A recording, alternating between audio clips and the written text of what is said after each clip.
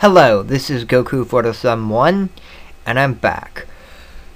Me, BKcritic and DeathattacksReviews are back again, this time with DeathattacksReviews, doing a top 10 list. This is a weekly list. Anybody can join in if you want to.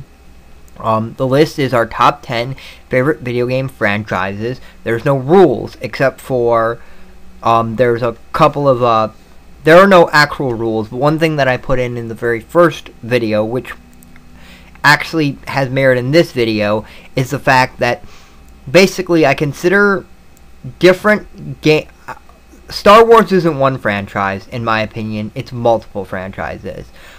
Each individual one is a different franchise. Lego would be one franchise, in my opinion.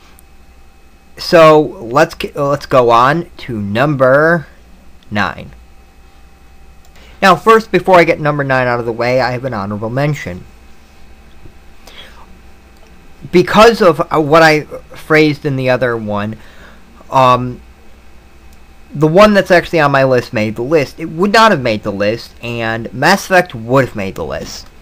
Now, the game that made the list only made the list because it's part of 2 games made by the same company, BioWare, and that is Knights of the Old Republic. Star Wars, Knights of the Republic. Wonderful, wonderful, wonderful game. Let me give a mini review, and then we'll get on to why it made the list. In the very first Knights of the Republic game, Star Wars Knights of the Republic game, you play a Jedi who's lost his memory and who's on a crashing ship. And you must get off this planet. Telos. I don't know the planet's name off the top of my head.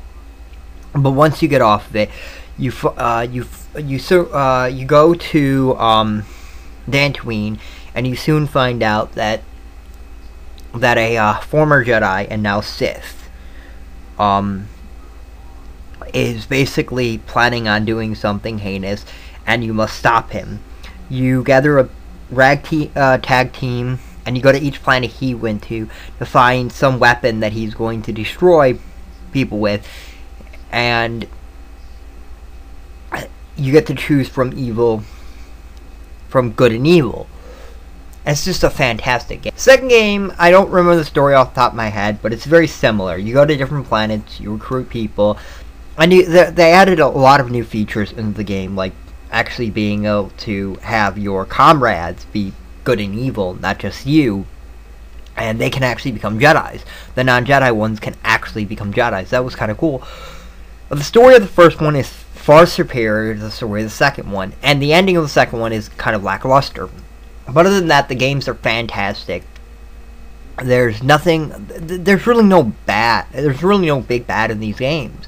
Big bad meaning there's no big part that's really bad about the games. The games are just very solid and very fun to play. And this company went on to do other games like this, and they all have been fantastic. The reason I like these games is because they tie in well with the Star Wars mythos. You actually get to be a Jedi, and it's fun to be a Jedi, and it's fun what these games do. And that's really why it made my list, because these are very fun games. You can play these multiple times. There's 2 endings per game. And this company went on to do great games, and they're doing a massive multiplayer online game based in this universe. It's going to be 500 years after this, and I can't wait for it.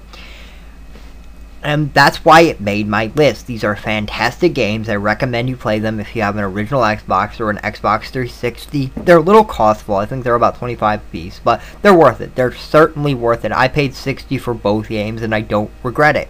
I bought both games new, and I've had a fantastic time playing these games. So this was BKcritic. Anybody can join in. Please leave a comment or a video response telling me what your number 9 is. If you do your number 9, you can do your number 10 too. This was BKcritic, and I'll see you next time. YouTube.